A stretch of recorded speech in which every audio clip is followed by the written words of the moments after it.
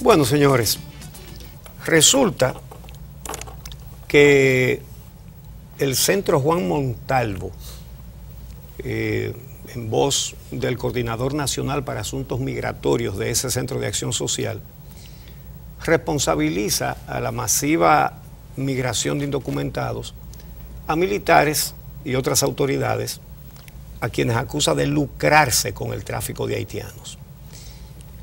Los autoproclamados nacionalistas y autoproclamados patriotas hablan de una invasión, de que nos quieren comer vivos, de que se van a meter aquí, nos van a matar a todos. A sabiendas de por qué tenemos tantos inmigrantes haitianos aquí, ese excesivo número de inmigrantes haitianos que tenemos aquí. Lo saben. Lo que sucede es que esas tesis de una conspiración internacional sirven a propósitos, bueno, como Santana. Pedro Santana comenzó a acusar a diestra y siniestra a todos los trinitarios, comenzando por Duarte Sánchez y Mella, pero prácticamente a todos los trinitarios, de ser traidores a la patria que ellos mismos habían fundado. El día que se cumplió un año de la independencia, fusiló a María Trinidad Sánchez y a Andrés Sánchez, tía y hermano de Francisco de Rosario Sánchez, al general Antonio Duvergé y a su hijo. Duvergé, el verdadero héroe militar. Y Santana acusaba de traición a la patria, a los padres de la patria, a todos los trinitarios, para desviar la atención de su propia traición, que la tenía preparada y después la consumó. Esos sectores conservadores a quien admiran es a Santana, no es a Duarte. Lo de Duarte es de la boca para afuera. Lo admiran y lo imitan. Por eso está todavía dentro del Panteón Nacional, donde lo puso un gobierno en el que ellos estaban, además, ¿verdad? Sí. Ahora, el padre Benigno Toribio, jesuita, dice que los militares que están para proteger la frontera son quienes llenan el país de inmigrantes indocumentados porque cogen los 100 o los 200 pesos para dejarlo pasar hacia este lado. Dice que el tráfico indocumentado, el tráfico de indocumentados involucra también a personas con poder político y económico que transportan a grandes cantidades de indocumentados haitianos desde el otro lado de la frontera. El padre Toribio trabaja, como dije, en la zona fronteriza y dice que esos poderosos trafican con los indocumentados y los reparten por diferentes lugares del país en autobuses, en jipetas y hasta en motocicletas. Entonces, dice él que quienes están para impedir eso son los que más lo facilitan a cambio de dinero. Y señala cuál es la misión de la iglesia, que basta que sean personas, que sean seres humanos para que la iglesia los defienda, porque esa es la base fundamental del cristianismo, y defiende la posición del Papa Francisco, del arzobispo metropolitano de Santo Domingo, Monseñor Francisco Soria, quienes piden que se respalde a los migrantes sin importar su estatus, al recordar que ese es el papel de la iglesia. Yo me imagino que, yo no sé cómo no han hecho una denuncia contra el Papa ya, porque al arzobispo sí ya lo están atacando por eso. Sí. Entonces, dice que los sacerdotes observan el problema desde la perspectiva de Dios, que pone al ser humano en primer lugar, independientemente de condiciones sociales, socioeconómicas, políticas, religiosas. Por el simple hecho de ser persona, dice él, ya trae consigo una serie de derechos que hay que respetar y que las autoridades deben velar por ellos. Y atribuye al racismo y a la xenofobia las críticas a la iglesia por defender a estas personas. El sacerdote dice que cada vez que alguien defiende a aquellos a quienes se les vulneran sus derechos, de inmediato salen los grupos xenófobos con la finalidad de confundir y ocultar la realidad. Bueno, miren, ahora mismo hay un senador, Bob Menéndez, que va a enfrentar un nuevo juicio después de ser acusado de corrupción en muchísimos sentidos, y dentro de las acusaciones figura el haber venido a presionar al gobierno dominicano para que avalara un contrato corrupto a favor de el doctor Salomón Melgen Semán. El doctor Melgen Semán también fue sometido a juicio y ya fue encontrado culpable de 67 cargos de fraude contra el Estado de los Estados Unidos. Y está pendiente de recibir condena que se estima que será entre 30 años o prisión perpetua. Eso es lo que han dicho los cables internacionales que vienen desde allá. Entonces, vamos a ver cuál es ese contrato y por qué los nacionalistas, entre comillas, no defienden la soberanía ni la nación, ni lo hace el Tribunal Constitucional. Ese contrato se lo dio el gobierno del PRD, presidido por Hipólito Mejía, a la viuda del general Bochán Javier. Un contrato absolutamente inconstitucional y corrupto. A esta señora consiguió que le dieran un contrato para ella poner rayos X en todos los puertos del país, para una compañía privada revisar todas las cargas que entran y salen del país en los furgones. ¿Pero qué sucede? Bueno, después de eso pierde Hipólito Mejía y hábilmente busca para venderle el contrato a gente relacionada con el que iba a llegar, porque ya el que se iba, se iba. Y entonces así es como ese contrato va a parar a manos del doctor Melgen Semán. El caso lo conocemos bien. Bueno, particularmente yo fui que denuncié ese caso durante el gobierno del PRD. Cuando esos mismos grupos me acusaban, y como a muchísimos otros periodistas, de PPH, no, de PPHista y cosas. La denuncia de ese contrato la hicimos nosotros. Y entonces, ¿qué sucede? Que le vende el contrato a Melgen Semán. Y ahí el contrato se santificó. Sí. Dejó de ser corrupción, pasó a ser un contrato muy bueno. Pero resulta que cuando la señora vende el contrato, entre muchísimas irregularidades e inconstitucionalidades que tiene, que han sido señaladas suficientemente, pone que parte de lo que hay que reconocerle es 1 millón que gastó promoviendo el contrato. Esa señora no había puesto ningún anuncio en la televisión ni en ningún periódico de que ese contrato era bueno, ¿verdad? Ajá. Entonces, ¿cómo fue que lo promovió? Si la misma venta dice la naturaleza de ese contrato. Entonces, ¿qué pasa? Que los directores de aduanas, todos hasta el día de hoy, se han negado a aplicar eso, porque le quita, entre muchas otras inconstitucionalidades, le quita al Estado la potestad de revisar las cargas en manos de una empresa privada. Establece un monopolio en un individuo para la revisión de todas las cargas. Pero no solamente eso, sino que le deja la potestad a la compañía a cambiar los precios que cobra. Era un dinero por cada furgón, lo cual afectaría tanto a exportadores como a importadores. Afectar a los exportadores afecta los intereses de la República Dominicana, porque encarece nuestras exportaciones y las hace menos competitivas.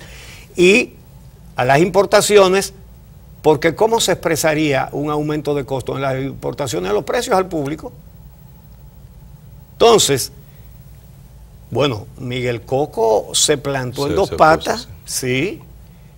Todos los directores de aduanas han defendido muy bien el interés nacional frente a esa barbaridad. Entonces, ¿qué pasa? Que mientras tanto, el que tiene ese contrato, que lo compró, es sometido en los Estados Unidos por fraude al Estado norteamericano, Ajá. que es Mel Zeman.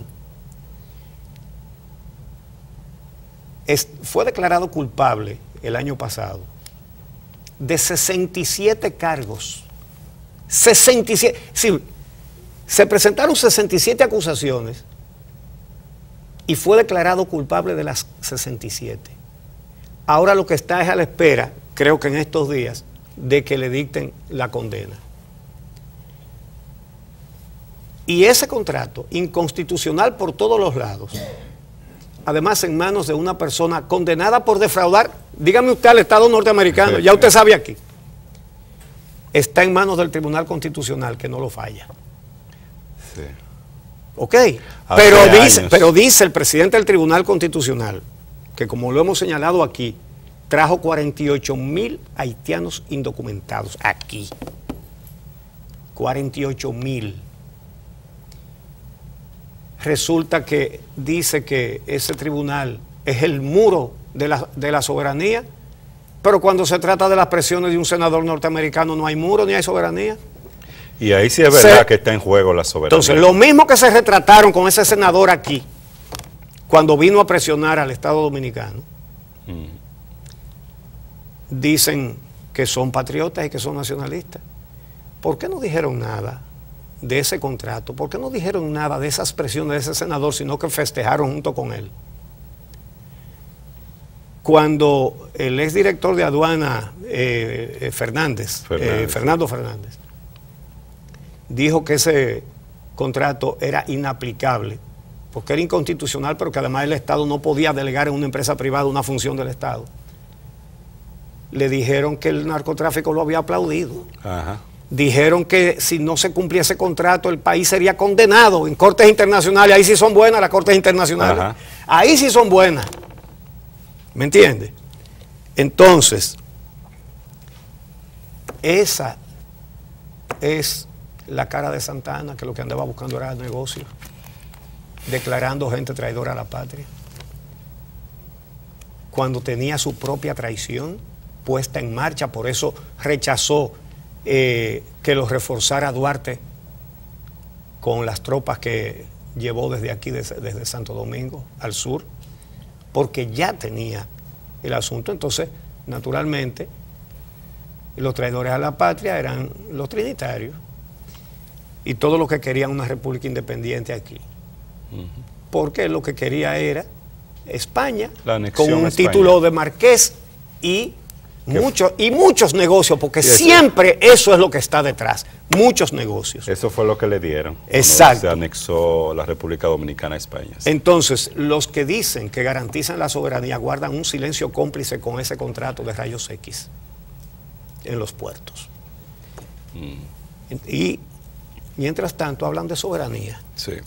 ¿Ok? Entonces, ciertamente hay una excesiva inmigración haitiana en la República Dominicana, excesivísima. Pero ellos callan la verdad. ¿Por qué callan? ¿Por qué callaron cuando en el gobierno de Leonel Fernández, de Andino Peña, dijo, sin haitianos no hay metro? ¿Tuviste alguna manifestación de que eso era una prueba de una conspiración con traidores de aquí? No. Zíper. Callados. Cuando en este gobierno el ejército trajo 700 y pico de haitianos indocumentados desde Haití para construir el poblado de Boca de Cachón, ¿por qué no hablaron? ¿Por qué no dijeron nada? Zíper también. Zíper también. Los pseudonacionalistas. Sí. No dijeron nada. No dijeron nada. Y es que no se refieren a las causas que está provocando el incremento de la migración hacia la República Dominicana, o que por lo menos la ha mantenido sin una respuesta por parte del Estado. Ninguno de ellos se refieren a la causa. Es más, prefieren historia ficción inventándose una invasión pacífica, que eso forma parte de un proyecto internacional de unificación de la isla, y con estos argumentos lo que buscan es no ir a las causas que están explicando el tema de que aquí no hemos sido capaces de enfrentar la situación de la migración. Y aquí eso es sumamente claro, en el sentido de que dos países que comparten fronteras, si hay un país más pobre que el otro, está claro que los niveles de migración de ese país más pobre hacia el país que tiene mayor desarrollo de gente buscando empleo va a ser un hecho, independientemente de dificultades que tú pongas, porque nosotros lo hemos puesto aquí como ejemplo de la migración de la República Dominicana a Puerto Rico atravesando el Canal de la Mona, por ejemplo. No importa dificultades, el tema migratorio va a estar ahí si hay un país más pobre que el otro. Pero si a eso tú le sumas que el Estado y grupos económicos están buscando mano de obra barata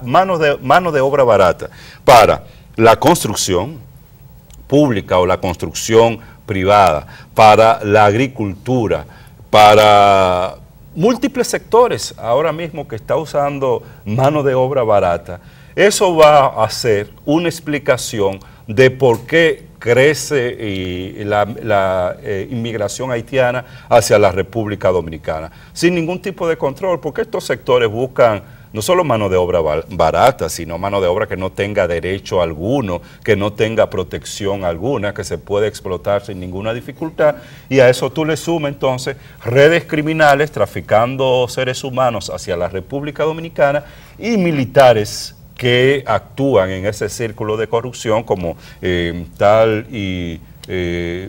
explicaba el sacerdote jesuita. Pues todo eso va a explicar esa situación de crecimiento de la migración sin que haya una respuesta adecuada a ese tema.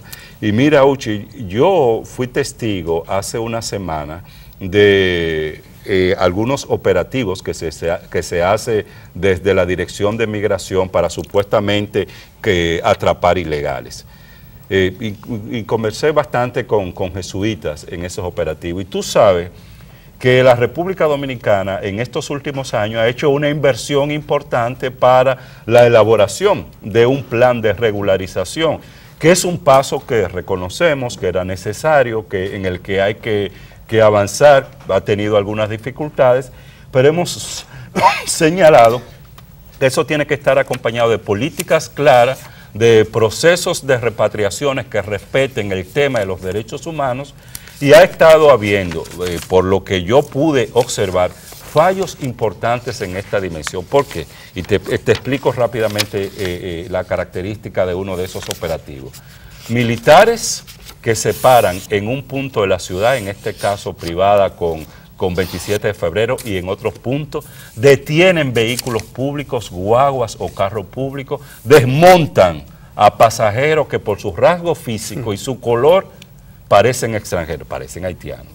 Lo desmontan y lo apresan sin pedirle el documento de identidad. Y es más, me dieron testimonio de gente que le decía a los militares: pero yo tengo los papeles, y el militar decía: yo le he pedido a usted papeles, y como quiera los desmontaba y lo montaba en la guagua hacia migración, hacia el puesto de Jaina, donde está operando el centro. Entonces le digo a migración, a la Dirección de Migración, que tenga mucho cuidado con esto, porque mucha gente que tiene su documento de identidad le dejan amanecer ahí violentando sus derechos solo por su condición de haitiano. Incluso le pregunté a uno de los militares de migración y me dijo: bueno, no le pedimos documentos porque todos se parecen. Y como todos se parecen, hay casos en que se usa los documentos de un amigo o de un familiar, etcétera, etcétera. Digo yo: óyeme, pero es que es una violación absoluta, porque si tú detienes a un individuo y tiene dudas sobre su documento, pues procede, establece un procedimiento expedito que le permita determinar si corresponde o no a él y no dejarlo encarcelado, amanecer. Que ya el delito no es estar indocumentado, sino parecerse a alguien. Parecerse a alguien, y no importa si tiene o no documento. Pero fíjate, Yo espero que la Dirección de Migración pueda revisar esos procedimientos porque ahí hay claramente violaciones a derechos y eso va en contra de la política misma que se ha establecido dentro de ese plan de regularización. Pero la última pregunta a los pseudonacionalistas es, ¿por qué nunca hablan de la raíz del problema? Que los haitianos indocumentados son demandados como fuerza de trabajo por quienes no quieren pagarles bien a los dominicanos, por quienes no quieren pagar seguridad social a los trabajadores dominicanos, y por eso es que le convienen extranjeros, pero además indocumentados, para que no se atrevan a reclamar nada de eso. No, eso no lo dicen. Y eso no solamente incluye a sectores ligados a ellos, sino también a los gobiernos a los que ellos le han servido, por ejemplo el de Balaguer, que ese sí trajo haitianos, pero no solamente haitianos, no. Además de traer haitianos indocumentados, Balaguer autorizó, eso está documentado, hay un libro de José Israel Cuello que tiene todos los datos. Señores, el gobierno de Balaguer autorizó la presencia en el país de una cantidad de tontonmacut de la dictadura haitiana para que vigilaran a los haitianos que venían, que los traía el gobierno de Balaguer para el CEA. Pues las empresas privadas traían para sus empresas, pero el gobierno traía para el CEA. No recuerdo el número, creo que eran como 500 tontonmacut en el territorio nacional. Autorizar, señores, a un cuerpo de policía política de Haití para que estuvieran presentes aquí. ¿Y por qué ellos que le sirvieron a ese gobierno nunca denunciaron eso? Porque eso sí que era alarmante, que un gobierno dominicano autorizara la presencia de agentes haitianos aquí, agentes de persecución política. Nunca lo denunciaron. No, entonces ahí no había una conspiración. Señores, la raíz no está en pararse en una esquina aquí a desmontar gente de guagua. Es quienes los contratan, por ejemplo la Cancillería, por ejemplo el Ejército, por ejemplo el Metro. ¿Quiénes son los que los contratan? Grupos económicos privados. Exacto, pero porque ahí es donde está la raíz del problema. Vienen a lo que nos vamos los dominicanos a cualquier otro país y ellos solamente tienen que caminar para pasar para acá y pagar 200 pesos, como dice el padre. A los dominicanos les sale mucho más caro y mucho más riesgoso. Tienen que arriesgar el pellejo en el Canal de la Mona y lo hacen y se van. Y los dominicanos no tenemos ninguna conspiración para apoderarnos ni de Puerto Rico, ni de Barcelona, ni de Nueva York, ni de Boston, ni de ningún lugar del mundo. La gente se va a buscar oportunidades que no tiene en su propio medio, que no tiene en su propio país. Ahora aquí aprovechan ese fenómeno que existe desde que el mundo es mundo para no pagarles a los trabajadores dominicanos lo que merecen ganar, para no pagarles seguridad social, y ese es el motivo de esa inmigración excesiva que debe ser atacada en la raíz.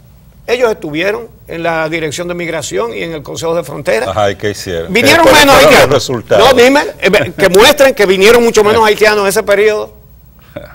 Lo mismo que vienen siempre. Y nosotros somos un país con una excesiva inmigración, pero también con una cuantiosa emigración. Ajá. De hecho, las últimas encuestas dicen que más del 60% de los dominicanos no es que se quiere ir, ¿no? Que piensa irse de aquí a 3 años. Están haciendo diligencia, están dando pasos para salir del país. Mira, entonces, nosotros no podemos hacer una campaña de xenofobia porque dejamos mucho más vulnerables a los nuestros que se están buscando la vida en otro lado y que son personas que no solamente no tienen ningún plano, sino que son personas en su gran mayoría tan nobles que por eso las remesas son la segunda fuente de entrada de divisas de este país, porque nunca olvidan a los que se quedaron aquí y mandan parte del producto de su trabajo.